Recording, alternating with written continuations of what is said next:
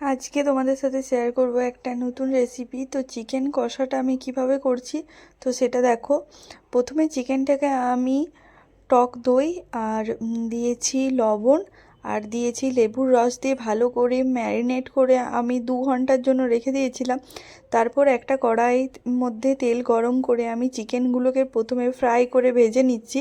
তারপরে একটা থালার মধ্যে আমি চিকেনগুলোকে তুলে রেখে দেবো। আজকে এই যে এটা করছি এটার জন্য আমি 2টো আলু আগে থেকে ভেজে রেখেছিলাম, তো সেটা তোমাদের সাথে দেখানো হয়নি, শেয়ার করা হয়নি। তারপরে যে তেলটা থাকবে সেই তেলের মধ্যে আমি গোটা গরম মশলা, তেজপাতা, শুকনো লঙ্কা, জিরে সব দিয়ে দিয়েছি। তারপরে আমি দিয়েছি পেঁয়াজ কুচি, আর পেঁয়াজ কুচি দিয়ে পেঁয়াজটা আমি খুব ভালো করে নেড়ে নেব।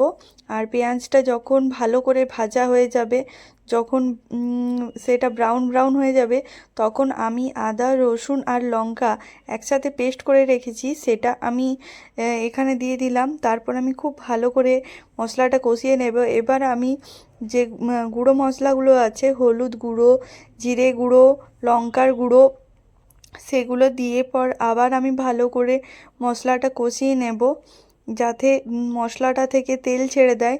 তো সেরকম একটা হয়ে এলে তখন আমি এই মশলার মধ্যে দিয়ে দেব চিকেনটা। আর আমার চ্যানেলে যারা নতুন বন্ধু আছো তারা প্লিজ চ্যানেলটাকে সাবস্ক্রাইব করো, ভিডিওটা একটা লাইক করো। তোমাদের সাপোর্টের আমার খুব প্রয়োজন। তোমাদের সাপোর্ট ছাড়া আমরা কোনোভাবেই এই রাস্তাটা আগাতে পারবো না।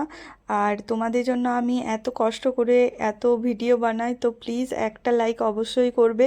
তোমরা লাইক করলে আমাদের অনেক অনেক ভালো লাগে, ভিডিও করার আরও বেশি এনার্জি আমরা পেয়ে যাই। তো দেখো এখানে তো পুরো ভালো করে কষে গেছে চিকেনটা আর তেলও ছেড়ে দিয়েছে। তারপরে চিকেনটা আর আলুটা যেটা আমরা ফ্রাই করে রেখেছিলাম সেটা দিয়ে দিচ্ছি। তারপরে আমি ভালো করে নেড়ে নেব। তো চিকেনটা ফ্রাই করার জন্য চিকেনটা প্রায় 60% আগের থেকেই সেদ্ধ হয়ে থাকে, তো সেজন্য এই মশলাটার সাথে চিকেনটা মাখিয়ে খুব বেশি করে কষাতে হয় না। কিছুক্ষণ কষানোর পরই এটা অনেকটা সেদ্ধ হয়ে আসে। তো তোমরা একটা কাজ করবে, এটা ঢাকা দিয়ে দিয়ে চিকেনটা এইভাবে কষাবে। তো আমি যেভাবে এই চিকেনটা করেছি এইভাবে একবার চিকেন কষা করে দেখবে, দুর্দান্ত লাগে খেতে। আর অবশ্যই কমেন্ট করে জানাবে যে কে কে আমার মতন করে চিকেন কষাটা ট্রাই করেছো।